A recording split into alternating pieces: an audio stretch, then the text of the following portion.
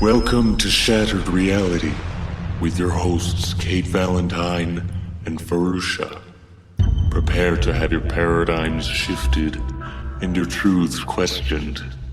And now, Shattered Reality. Hi, and welcome to Shattered Reality. I am Kate Valentine. And I am Fahrusha. How are you today, dear listeners? It's a beautiful autumn day, and we have a wonderful guest today as well. But before we introduce our guest, we're here to say that we're going to be making an effort to come on the air a little bit more often. We were on our summer schedule, so we had like one podcast a month, but now we're going to up the ante to at least two. So with that said, I also would like to mention that we are putting all our podcasts up on YouTube. And so we're excited about that. So that just gives you all another way to listen to Shattered Reality Podcast. And now I want to introduce a gentleman who is a multiply published author. His name is Ron Felber, and he has written a variety of different books previous to this. The book that we're going to be talking about today is called The Mohave Incident. It's inspired by a chilling story of alien abduction. Now, Ron, are you there? Yes, I am. Oh, that's wonderful. I understand that you met the people who were abducted through a friend out in California. Is that the case? Yeah, as a matter of fact, it's probably an interesting story, and maybe to your listeners, it's of interest because really the whole topic of alien abductions, UFOs, etc., was not something I did. I was CEO at the time of an industrial chemical company, and one of the people that worked for me as a sales representative in California, and I was in the New York area, we got to be very good friends. And over a drink one night, knowing that I was a writer and that I'd been writing for many, many years, suggested I meet a friend of his that he went to college with and played college football with, who was an all-state football player and had had an alien abduction experience. So when he mentioned that to me, I said, well, I do true life things. I do nonfiction. I do some suspense thrillers and things of that nature. This just isn't what I do. So he said, this story is so unbelievable that I think you have to meet these people. They don't want to tell it. They've really kept it inside them for a long time. But I think it would be good for them, and I think it would be good for you if you met. So neither one of us really had any great interest in doing this story. Them, because to them it was like a dark secret that they held inside, like nuclear waste or something. Now, this was 1989, if I'm correct? That's correct. And so I met them, and it was more than just a meeting. I mean, we spent a long period of time, and I was so blown away by the story itself and by the credibility of these people. Here were two college graduates, young family, young professionals, two kids, a third one on the way. The last thing in their life that they needed was an alien abduction story. Yeah. And it happens so often, and you're quite right when you describe it as unbelievable, because when these events occur, although everybody believes the people that relate them, it is indeed unbelievable. It's just so out of the ordinary, and it just as the title of the show suggests, it shatters your reality. Yes. It really just is unbelievable, and yet it happens, and it happens to some people that are otherwise very nice and very normal, and it's nice of you to have helped them through this situation. Well, nice is correct. I'm a nice guy, but this story was so erupted in my face, and at the end, this was not a if you look at a Betty and Barney Hill story from the 60s, where, Bud Hopkins or whoever retrogresses them and they recapture experiences. This was 8 hours of two individuals in a conscious experience, and then 4 hours that were recovered through retrogressive hypnosis later. So this was more like a show where like you're looking in the audience and somebody removes the curtain and all of a sudden you see a total alternate reality.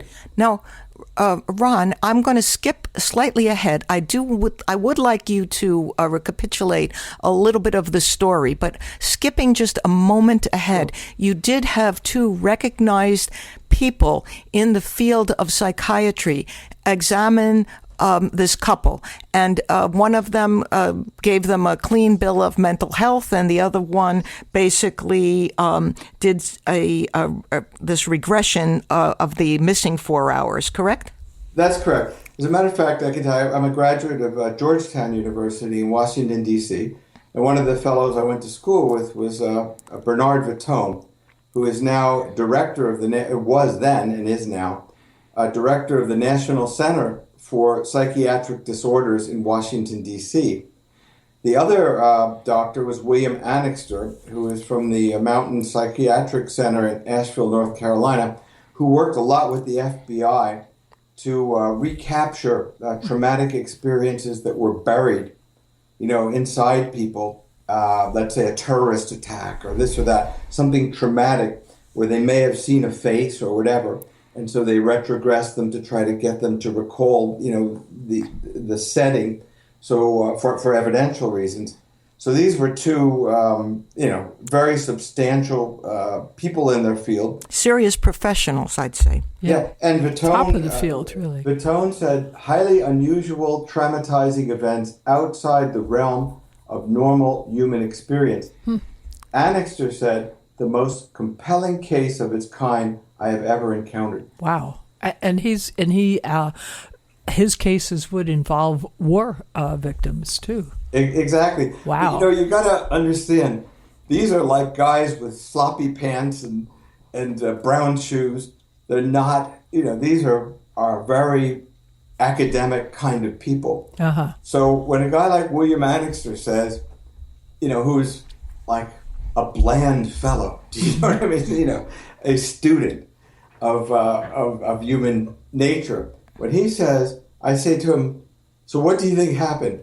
He goes, I've examined all the possibilities, drugs, hallucinations, botulism, peyote, whatever could have happened by mistake or on purpose or whatever. He goes, at the end of it, my conclusion is that what they say happened to them is what happened to them. Wow. That is intense. Do you want to just give us a short synopsis of the story so that people will be extremely interested and run right out and buy your book? His book is The Mohave Incident, of course, by Ron Felber. It goes into much greater detail, I'm sure, than what you're going to relate to us right now. But this really is a chilling story. It absolutely. I believe you. I believe the book. It's hard to imagine that something like this could have happened to somebody. Like I said, when I first heard it, and I'm a business guy. I was a business guy, a chemist. My background is not UFOs. I promise. Mm-hmm. But at the end, when you meet these people and when you see that, as Vitone said, these are like POWs. These were people that had sexual dysfunction. These were people that had chronic insomnia. These were like people that came back from Hanoi or something after being, in a prisoner of war camp for a number of months or years, that were really dysfunctional and rattled to the core. Huh. Yeah. Well, have you, before we're going to get right into your recapitulation, but have you ever had any UFO experiences yourself? Like, might it be something as simple as seeing unexplained lights in the sky, or any sort of paranormal experiences yourself, Ron? No, I haven't. And I in a way, particularly, I guess everybody in an odd way says, gee, you say, I wish it happened to me. I'd love to experience something like that. But then when you meet the people that really did, Not so much. It's not so much. It's what they always say, be careful what you wish for, right? Exactly. Well, it's one thing, I think, to see an unidentified flying object from a distance and say, wow, can't imagine what that is. It's saucer-shaped or it's boomerang-shaped. It's like nothing the U.S. has. It's non-terrestrial or whatever. And it's another thing to get, as Kate would say, whooped up. Absolutely. But I mean, I was so impressed just with the personalities of these people, and also the detail. I don't think there's, frankly, ever been a book with the detail of what these aliens looked like, what they wanted, why they were here. These are answers that probably people have been looking for a long, long time, and it came out particularly in the hypnotic sessions where literally Elise Gifford almost turned into another person and started spewing like very specific answers, like a robot. Oh, wow. Yeah. Okay, so... What happened? Yeah, what happened? Let's give it... So what's this all about? Yeah. Well, so let me just, like as you say, I'm hoping I can read maybe a little bit from the transcripts and things, which I think would be of great interest. But sure. Just as a general story. So here is a woman with a couple of kids, a 2-year-old and a 4-year-old. She's got another baby on the way, just announced pregnancy. So she wants out of the house. She wants out of the house. She's tired of children. She wants to have a good time. So her husband, a year before or so, was a hunter. And he had been out with his father and his brother in the Mojave Desert hunting, and he missed a shot at a mule deer. So brothers being brothers and fathers being fathers, they gave him a relentless hard time about it for missing the shot for a year.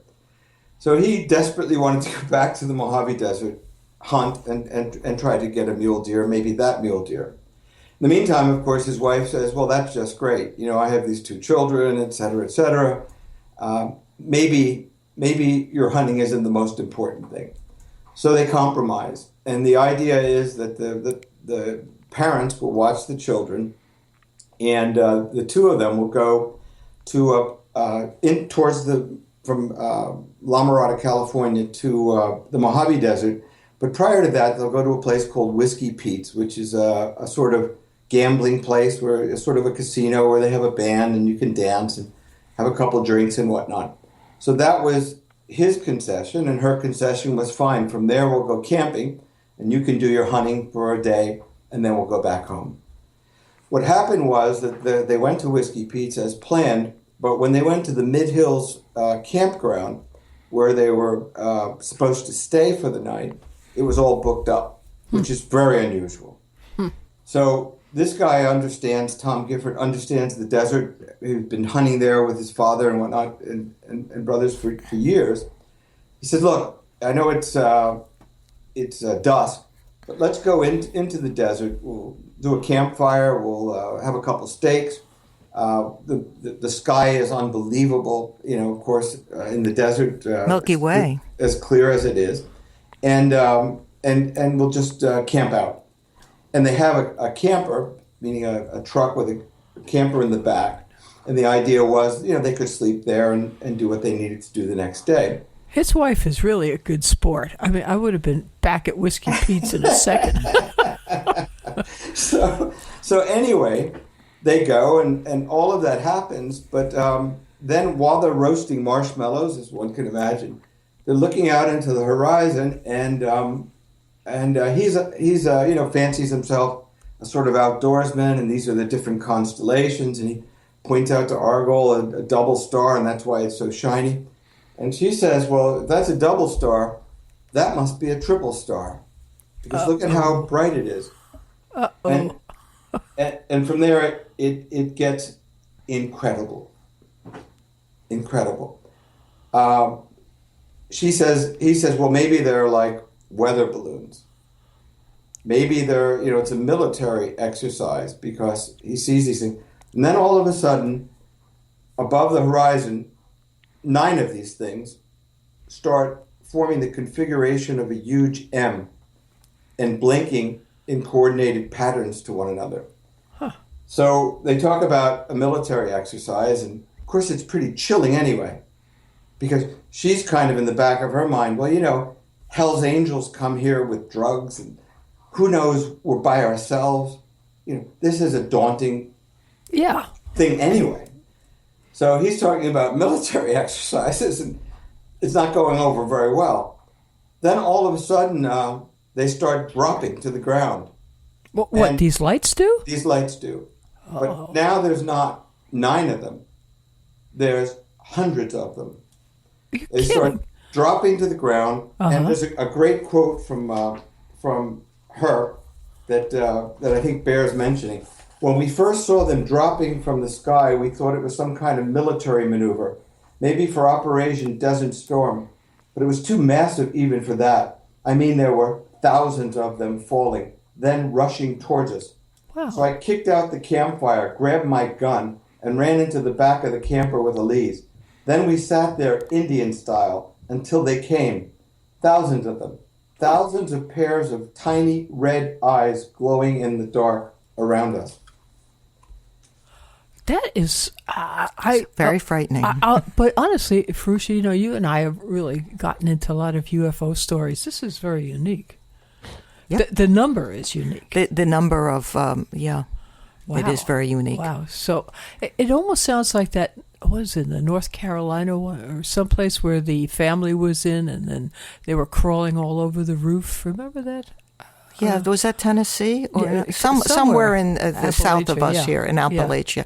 But I don't think it is that far away geographically from the Travis Walton abduction. Fire in the sky thing. Right. But geographically, it's not that far away from northern Arizona. Am I right?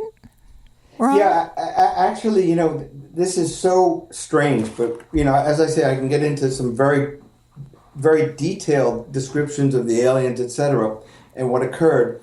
But actually, after I interviewed them and spent a lot of time with them, I was just sort of browsing around in a library one day. Literally, you know, I was looking for other things, maybe even waiting for somebody. And there was a book about like wonders of the world. And one of them was the Mohave twins and the petroglyphs. First of all, the Mohave twins that are drawn on the ground. Right. And then in the caves. And those drawings, which were probably 1,000 years old, were identical to the descriptions of what the Giffords described. I don't have a map in front of me, but I know that Travis Walton was abducted in front of his working comrades there out in Arizona, northern Arizona, probably not tremendously far from Flagstaff. And I'm just thinking that's not tremendously far from the Mojave Desert either, but I wish I had a... But that was like one, from what he describes, one blue light, one vehicle. Right, one vehicle. This isn't like that. No. This is massive. This is like incredible. So they are literally pinching themselves. He first wants to fight these things. So he has a Browning shotgun and a Remington. He's ready to... And there's a telepathic message that his wife gets. And him too, eventually. Get in the back of the camper. If you try to hurt us, we'll kill you. So here I just would maybe like to read one thing about the craft itself. Sure. Yeah. Together they held one another, sobbing, as the gremlins, these sort of like monkey-like beings, malevolent, frolicked with reckless abandon, seemingly stimulated by the wild rhythms of their elevated heartbeats pounding. Then Tom turned rigid. What is it? She asked. What's wrong? She looked up to him. He stared over his shoulder wordlessly. His eyes, glistening, were fixed and dazed. Are you all right? She fretted, turning her head to see. It, the spacecraft, huge, descending from out of a dense cloud. The object literally capped the valley, then stopped, hovering perhaps 100 yards above the desert floor. The craft was larger than anything they ever imagined could fly. More than a football field in diameter, and shaped like a disc with an elevated dome that rose up from its center. It was encircled by brilliant white lights flashing in what appeared to be coordinated, coded rhythms.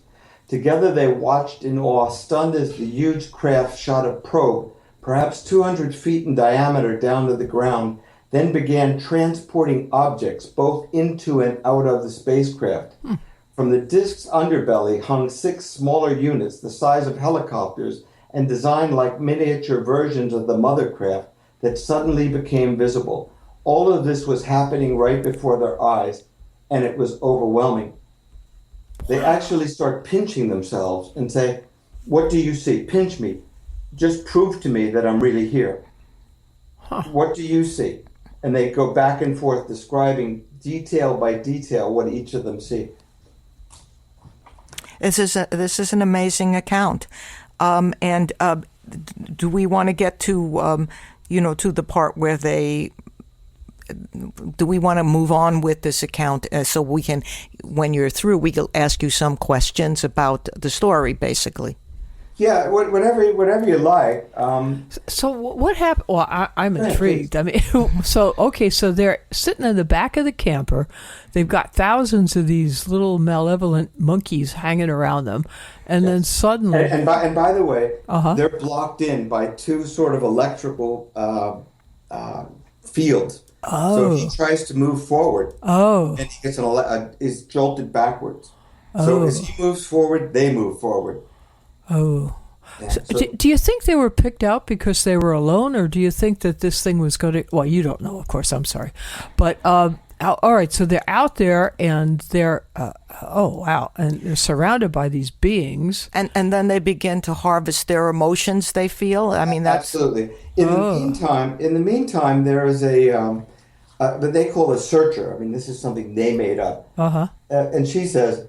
Yes, there's a triangle of lights with the tip of the triangle touching down on the ground. It seems to be combing the ground beneath the disc as if searching for something. Do you hear the rumblings deep inside the ground? The triangle's like a drill, a huge drill of some kind. It was then they became aware of the smell, a rank chemical odor like phosphorus or burning rubber. It was sulfur. So basically, if you can imagine, these things are frolicking around. They're held in the back of this camper. This huge craft is above them. In the meantime, another triangular craft is mining, it seems, minerals in from the earth. And that's when these illuminated beings start to hover around them. And this is really the crux of things. Tom knew immediately that these were the ones responsible for the telepathic messages. They arrived in a group of 9 circling the camper, staring in the windows of its shell like spectators observing animals in a zoo. Taller than the others, they stood perhaps 5 feet in height, with enormous raven black eyes and long spindly appendages connected to an underdeveloped torso the size of a 3-year-old child's. And from there on, basically, what happens is they're put through an incredible series of mental exercises where, and I don't want to get into this too in much detail, but Elise Gifford had been sexually molested as a child. And so that experience she was made to relive moment to moment. And she described it as like a syringe. So he was made to relive exalting moments, happy moments, horrifying moments. And she said it was like they put a syringe in their head. They actually were reliving these things. It wasn't memories. They were actually reliving it. And these beings were taking, like with a syringe, the essence of their emotions to see how they reacted to things, to put them through these gymnastics and understand how human minds work. This part particularly is not unprecedented in both spiritual and UFO studies. The harvesting of emotions by beings that either are regularly seen grays, so-called grays, or in this case, similar sorts of beings, or in a spiritual out-of-body state, that there are sometimes beings harvesting the emotions. And I'm not sure if you're familiar with the Monroe Institute in outside of Charlottesville, Virginia, but the founder, Robert Monroe, writes in his book Far Journeys, which I believe is the last of his 3 books, about his out-of-body experiences, where he finds that there are entities that dwell outside of the atmosphere of the earth, let us say, but he doesn't know where they come from, but they're like surrounding the earth in whether these are physical ships or metaphysical craft, and they are harvesting emotions. And he has a name for this, which is called Loosh, Loosh. And I wondered if you had ever heard of that. No, I haven't. But I see where he's coming from, because this may fit that paradigm. Because really, if you look at what they experience, and maybe if I can read again, I'm sorry. Sure, but, please do. It's Please do. Easier. Now, clearly, there seemed an order to this realm of existence that had so suddenly and pervasively enveloped them. The gremlins, so crude and frenetic, the short, stump-like grays who monitored them and kept them in the craft, the more intelligent scientific figures. And really what happened when they were on the verge of heart attacks, a kind of mist would fill the back of the camper that would calm them. So it would be like anesthesia. So it would calm them so they wouldn't die. But when things get so out of hand, like so chaotic, where they're screaming, both of them screaming in the back of the camper, wanting to die, they think they're in hell, a kind of presence comes, an angelic, almost like a Marian visitation, feminine for sure, and says, don't worry, this won't go on forever. This is an experience. It will not go on forever. And things tamp down from there. And the she presence, gentle, powerful in nature, a realm of existence, not a exposure to one kind of existence. They described her a being that in other times may have been called an angel. She was radiant, exquisite in appearance and nature, her lucid robe flowing as she floated gracefully toward them. It's all right. I'm here now to protect you. Be at peace. It's almost over. Wow. Go figure, huh? Well, it seems to me as though there are a lot of clues here.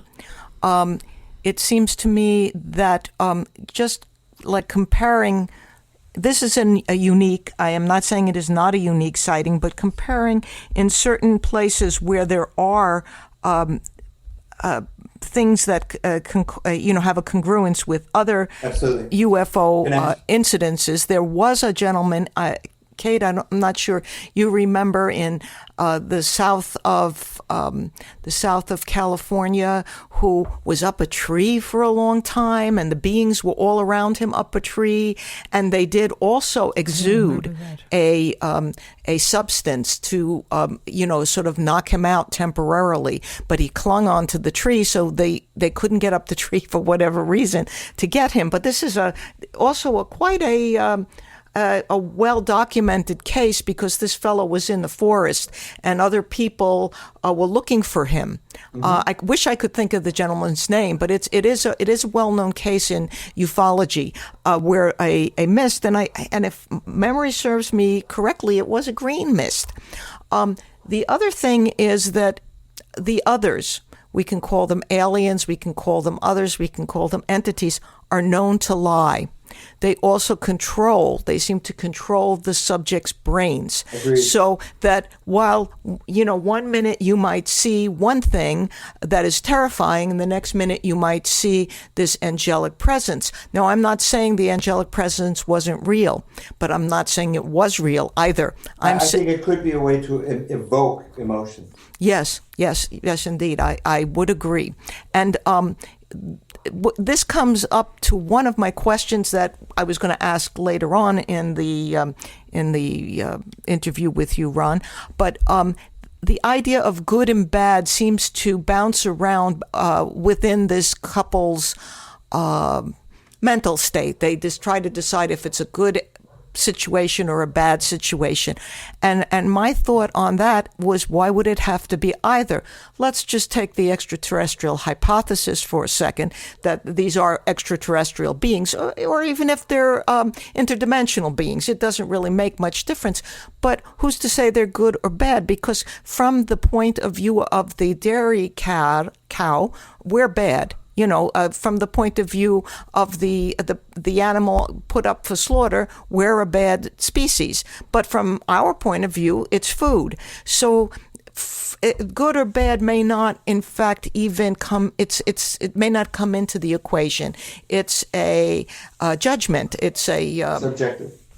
Yeah, and they are alien, and who's to say that they think like us? Right. It's not. It's neither good nor bad. My guess is it's just. Or it their just ethics is. or their morals may have evolved completely differently. Or if they have any morals, or what we call morals. Yeah, right. It doesn't. It doesn't follow that it's but good or bad. still, they realized they were scaring the crap out of these two. And But we realize when we sit down to our hamburger that we're eating another being, right? Right.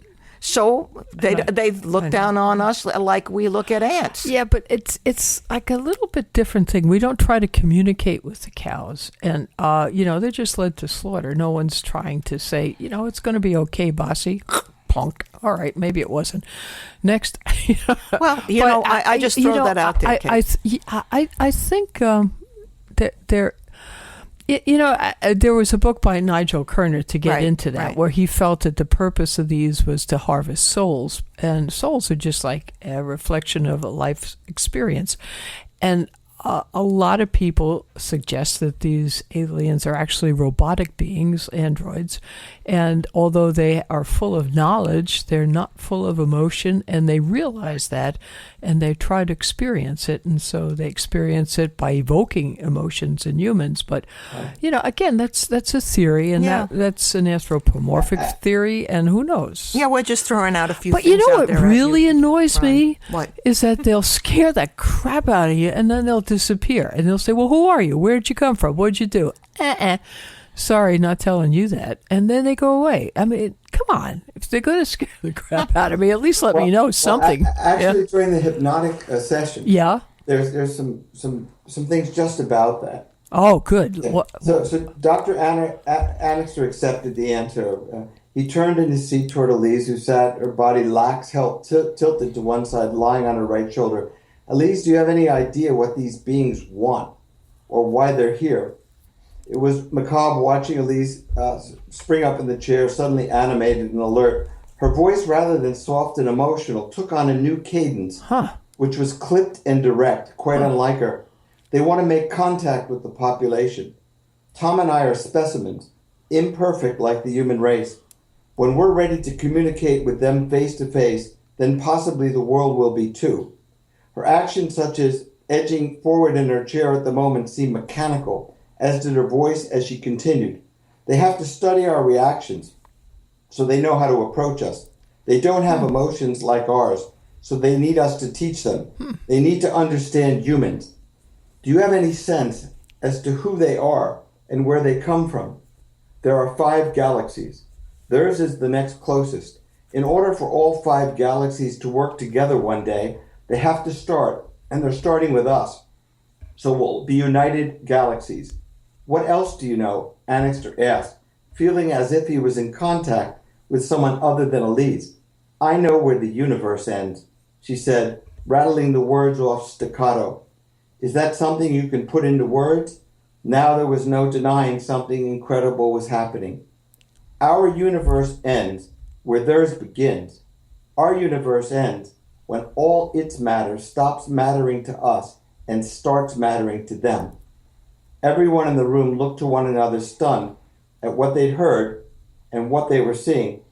For sitting on the edge of the out-of-date cushioned armchair sat Elise Gifford, her body rigid and vibrating with energy. Well, that is that, having read the book some places more than once, I have to say that phrase did arrest me. I did find that very, very arresting. That brings up two things to me.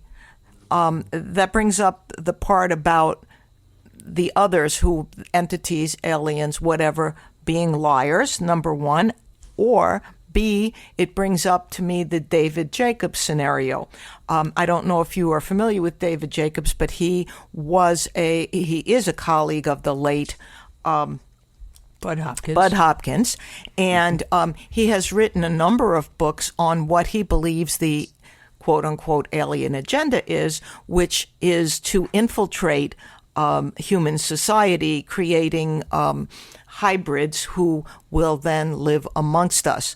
I neither agree nor disagree with Dr. Jacobs. I know that he has basically spent his life at this work, and so I have to defer to him to a certain extent, because I have not devoted my life to hypnotizing alien abductees, though I am an experiencer, if not an abductee myself. So I look at all these things. That's why we're here. The three of us here are all experiencers. So from that point of view, this interview, and I may be mistaken, but this interview may be a little bit different than some of the other interviews you may have given over the course of time.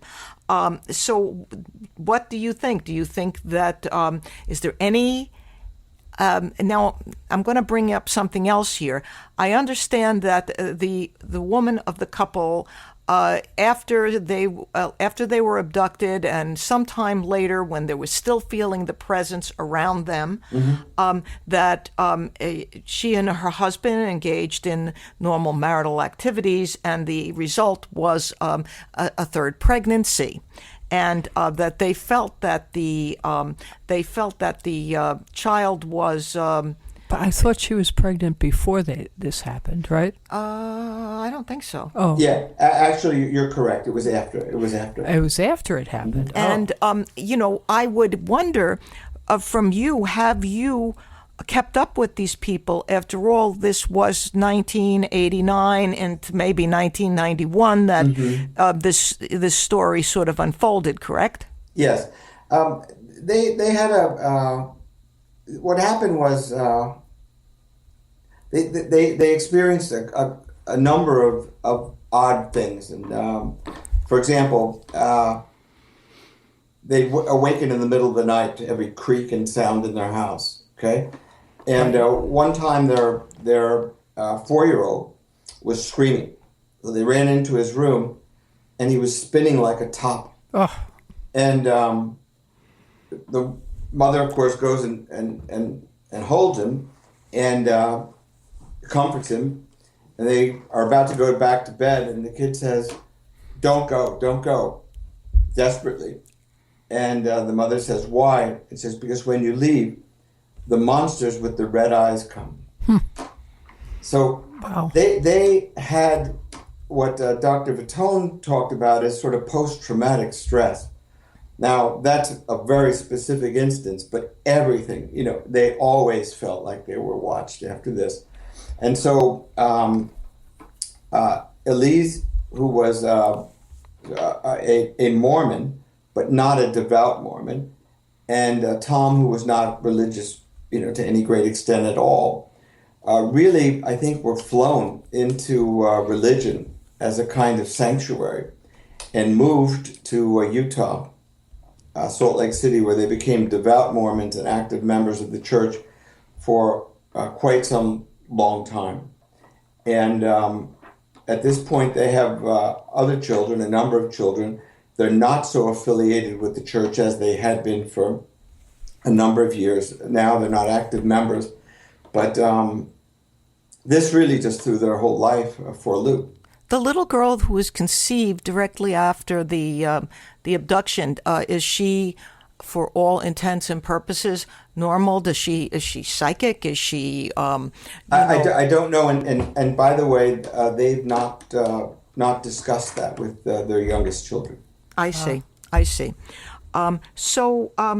Basically, I take it, Ron, that you're not a Mormon. Is that fair? No. Yeah, Okay. very fair. I'm not a Mormon either, but with all due respect, the angel Moroni promised Joseph Smith that every devout Mormon would be given a planet. Now, I'm going to make a sort of a general guess that this was around 1860. It could have been a little bit later. Up in New York State, Joseph Smith founded the Order of Mormons because or the Church of the Latter-day Saint, because he was visited by this angel who he called Moroni, which is sort of an unfortunate name. But I try to respect everybody's beliefs. And he purportedly was given these tablets of gold, which he then buried. And the promise was that every faithful Mormon upon death would be given a planet of their own. Now, I just wonder, I mean, it seems uncanny in a certain sense, because at the time of Joseph Smith, probably only 5 planets were known about.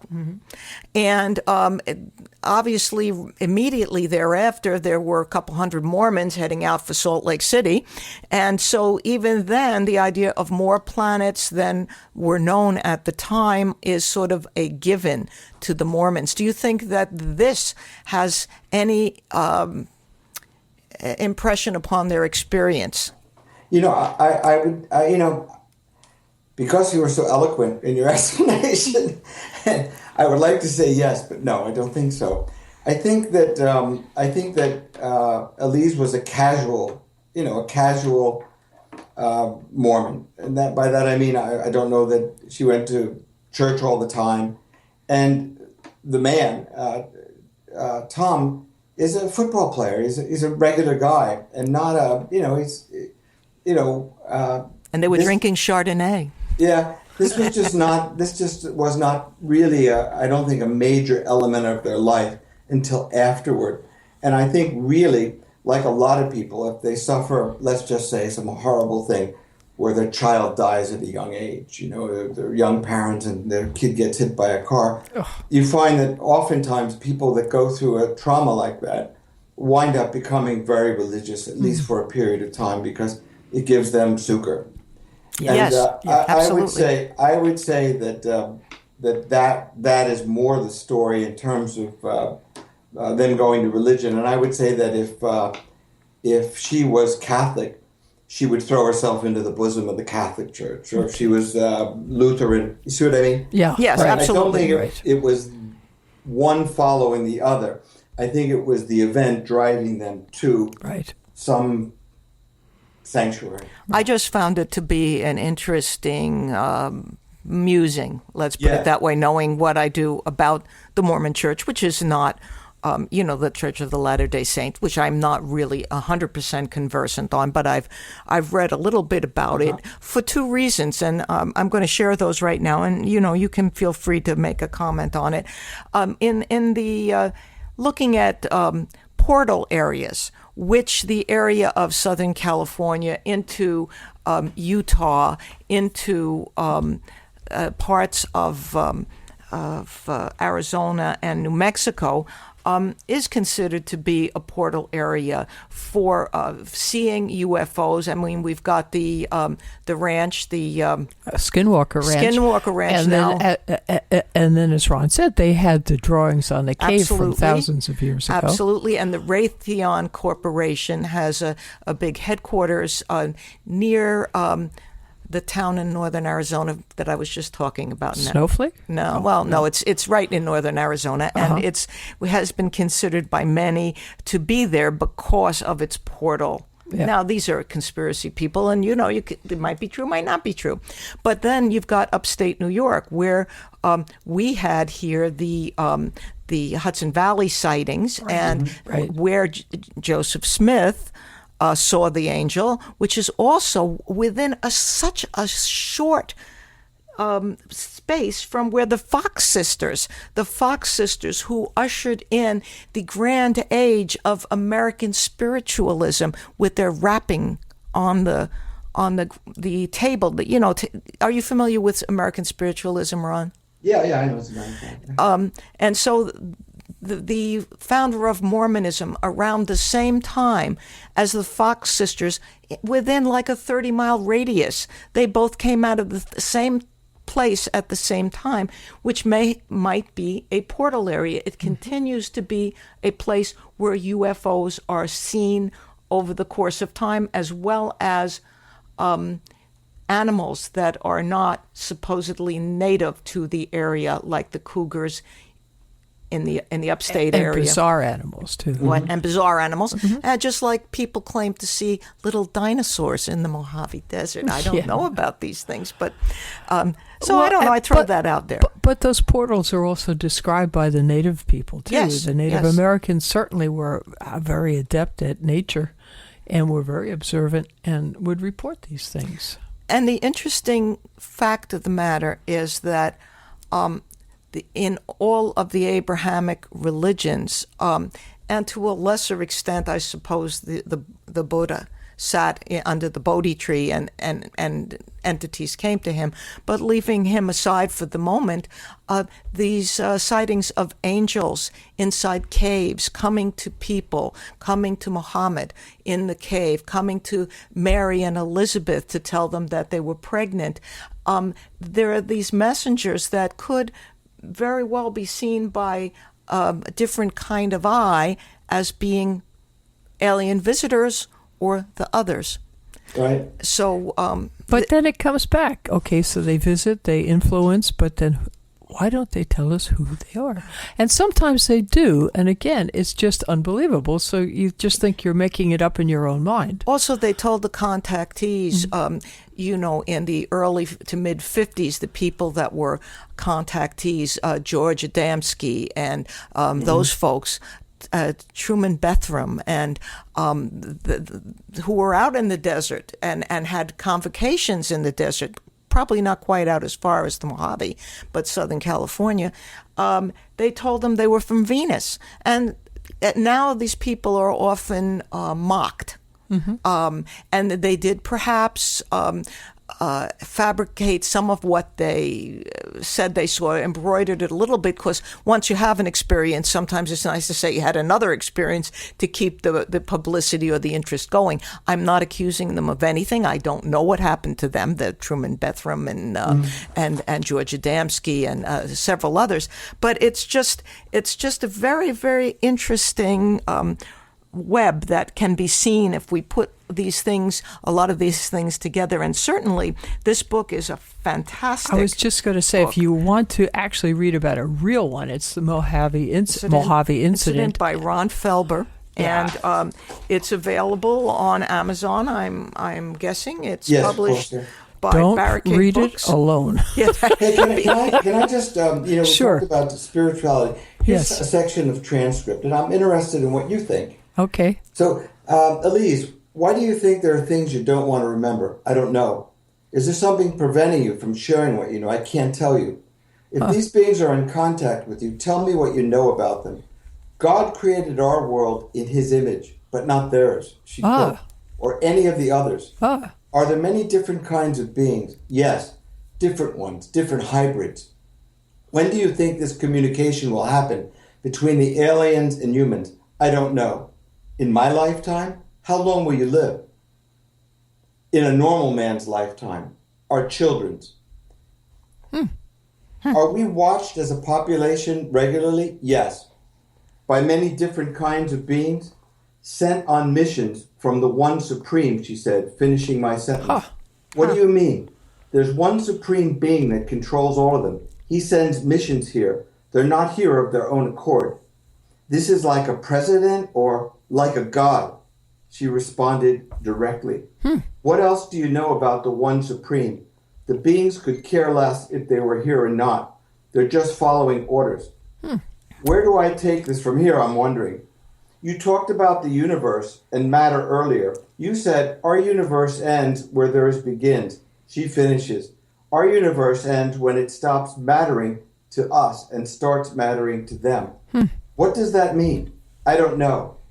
The missions these aliens are they friendly or unfriendly? They're neutral. They could care less.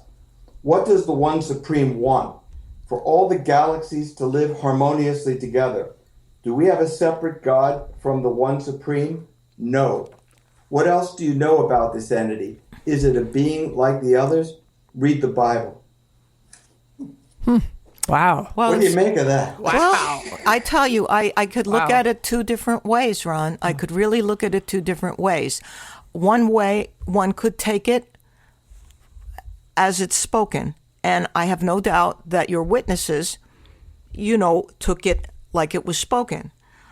On the other hand, I could look at it and go in Kate's route, where she mentions that there is a theory, and it's been promulgated by several UFO researchers who have, reasonably well thought about ufologists, that the Greys are mechanical beings. And for them, it could be considered that the One Supreme is their maker. In other words, like the person who made the first computer, like that. Hello? Yeah, no. That was. There goes the One Supreme I'm now. being, you're getting cold, Ron. But that it could be such a thing as the maker of the computer, and that the One Supreme could be like, forgive me, I'm not a real Star Trekian, but the Borg, is that what the Borg was? Well, not really. Not really, but- okay. But anyway. But like this computer that created, somebody had suggested that a way to explore the universe for human beings who are flesh and blood and have limited lifespans would be to create these self-replicating Yes. robots that would Sounds go like out. Isaac Asimov, maybe. Yeah. Perhaps that's probably it. And so it could be something like that. But then the other part that is kind of chilling is when the world starts mattering less to us and more to them. That is sort of that brings me into David Jacobs territory. It's like a threat almost, isn't it? Yeah, Yeah. it is. It's Yeah. like, are there aliens walking amongst us? Are there hybrids walking amongst us? David Jacobs says yes. I say, maybe. I don't like the idea, but maybe. And then I think about us being kind of angry apes with guns, and I wonder if we deserve it. But in a way, it's almost like imperialists looking at Africa. So Yes. you say, when does Africa matter? Well, Africa matters to imperialists when it matters. Right. When Right. we need it. When you need that oil or exactly. giraffe Mineral skin wealth or or whatever. whatever it horrible may be. thing. Right now, we don't. Right. But when we do, count on it. We'll be back. Yeah. Yeah, that actually is a nice analogy, because It sure it is. sort of brings two cultures into clash, and that's what may be going on here. I don't know what they'd want. I always think that this planet happens to be extremely fortunate as being temperate in many ways. Well, the water part. Yeah. In many ways, and I don't know that there are that many, an anthropologist have gone into this in a lot of different ways, but many planets are conducive to developing a technologically capable being. Just that there are harsh conditions and blah, blah, all that stuff. And so I think we may actually be something that sticks out on a lot of people's maps. For Very the area we may be. Like, in other words, Well, for yeah, this I mean, quadrant, so well, to yeah, speak, we may okay. be. But when you consider trillions of planets around trillions of stars around millions of galaxies, I'm not sure. But in the quadrant, you could be absolutely right. Just that it took 4 billion years, as far as we know, for life technological life to develop here, as far as we know. I end the book with a quote from Norman Mailer from an interview. Oh, Yes, great. yes. And I Got it right here. It captures a little bit of what we're talking about. Okay. He says the devil might be a presence from another universe. We might be fighting an implacable enemy out there, and the devil might be the agent of the implacable enemy, with God as the tired general fighting that war with his own agents of hope. Isn't that an incredible quote? That is very chilling. It's also depressing, God. Yes, and I mean, you maybe know, you could win the fight. as an experiencer of a different what appeared to me to be a different form of entity, but not an unknown form of entity, basically a tall Aryan-looking being. But I have no way of knowing whether this was a projection on my subconscious or whether the being was actually had that physicality.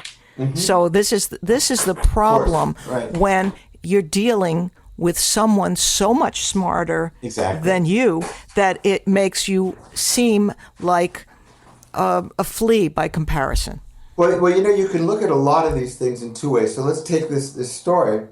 You can say that these beings drew these anthropomorphized characters, a god, an angel, a demon, etc., out of their heads, the gremlins, etc., because they were familiar and because they were there, and they could use them to evoke the emotions they wanted to draw out because they were familiar and they were scary or they were happy or whatever they were, or comforting. On the other hand, maybe it was real. On the other hand, maybe exactly what they saw was literal and exactly the way it was.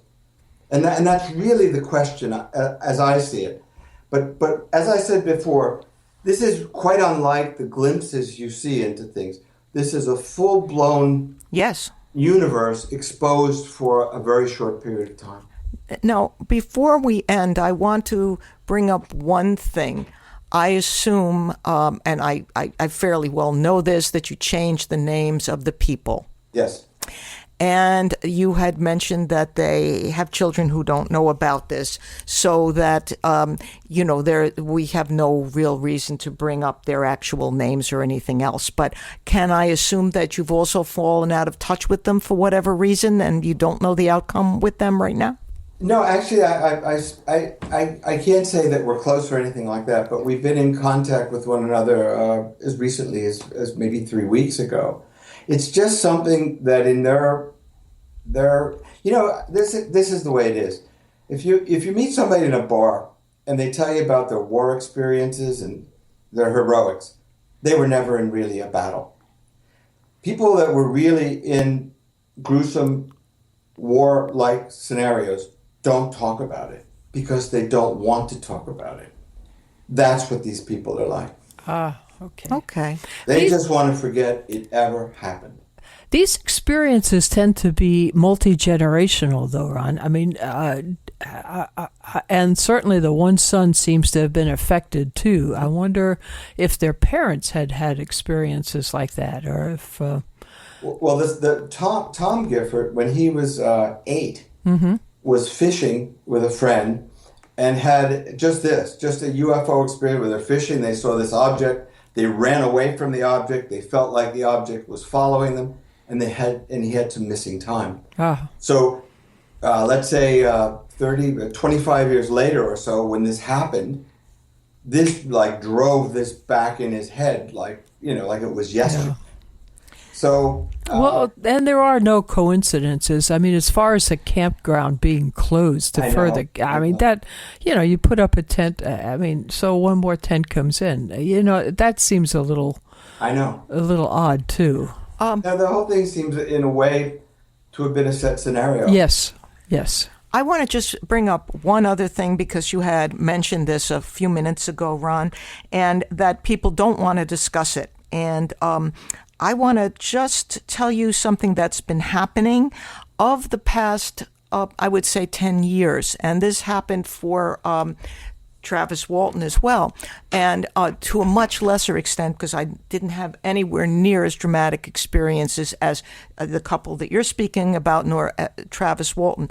But people go through a period of time where they bury this, and then at some later point, and for me, it was around 10 years ago, when it was like somebody just turned a light switch on, and I had to get more and more involved in the ufology area. And I happen to know a number of men, all of whom are approximately in their late 50s, shall we say. And this happened for them as well.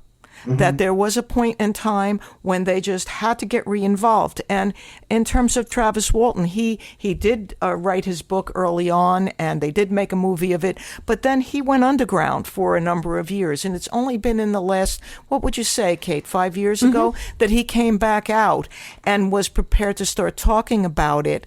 I myself am still traumatized by my much lesser experience to the extent that I often feel frightened and watched and don't care to be alone in circumstances. And I'm a very, 2 feet on the ground sort of a person, very practical. I drive a car, I have no particular great fears in the regular world, but when it comes to this, it's like it's a fear that you can't explain because it's not a mental fear. It's a biological fear. And we had spoken to a guest at one point, another woman who spoke to this point as well, that it's terror, it's raw terror. It's not like a psychological fear, like I am afraid of snakes. I am literally afraid of snakes. Now, I don't go around thinking about them. I don't have a morbid obsession with them, but I'm afraid of snakes. It's not that kind of fear. No, it isn't. It's I a agree. raw biological terror that if someone hasn't had it, they don't know what it's like. I couldn't agree more.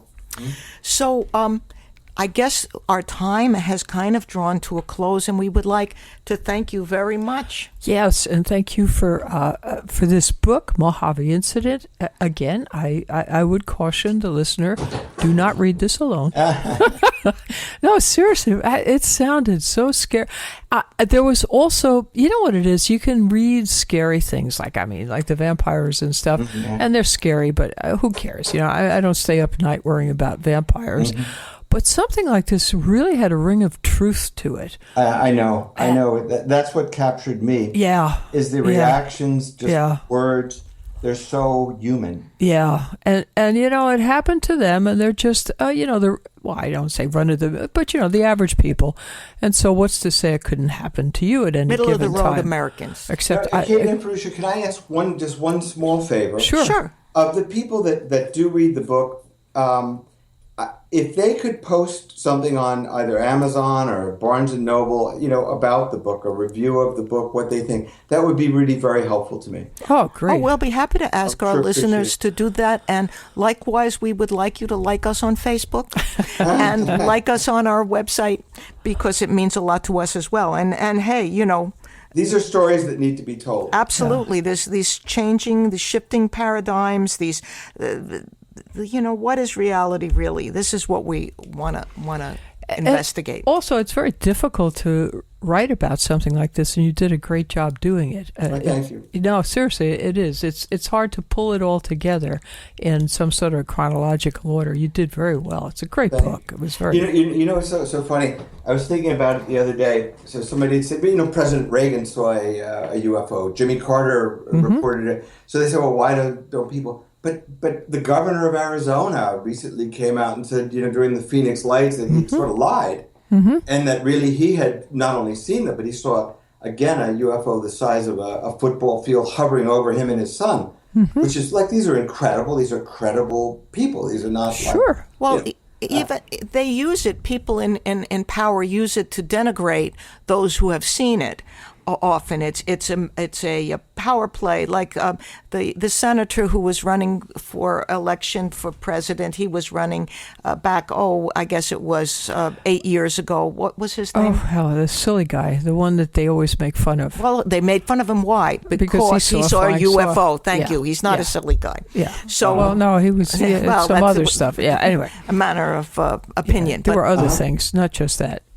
But one way or the other, what the hell was his name? more and more, I think these things are getting less vague, more concrete, less glimpses, and more sustained. And I think it's very clear that if you look at the history of this, from Betty and Barney Hill and some flash camera of a photo of a UFO in the Himalayas from the late 50s to now, this has really become something very substantial and very much part of human consciousness. We would agree.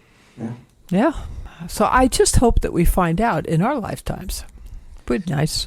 Maybe. Well, at maybe least not. Gifford said in our children. So Okay. we'll see. I am planning on living a long There you go. time. Right. There you go. Well, let us say, fare you well, and we'll try to keep in touch.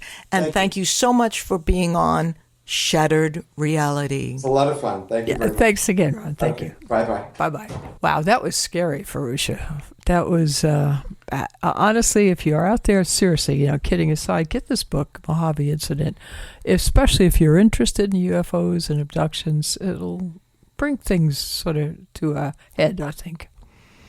Yes, I would agree. And write a comment on it. And like us on Facebook, and like us on shatteredrealitypodcast.com and shatteredreality.wordpress.com. Look for our audios on YouTube coming up, and we're ironing out some problems with iTunes at this moment. We expect to have an absolutely wonderful guest for you next, which is Dr. Tom Campbell, Right. and he is an actual rocket scientist for real who's retired from NASA and has written a book called My Big Toe. Toe being capital T period, capital O period, capital E period, standing for theory of everything. And what you're going to hear from this very learned, very kind, very wonderful man is going to blow your socks off.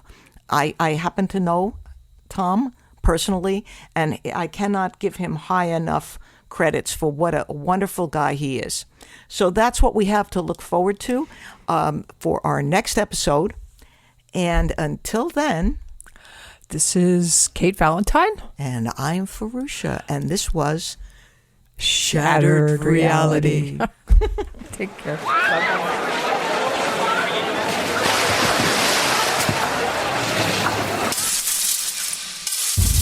Bye-bye.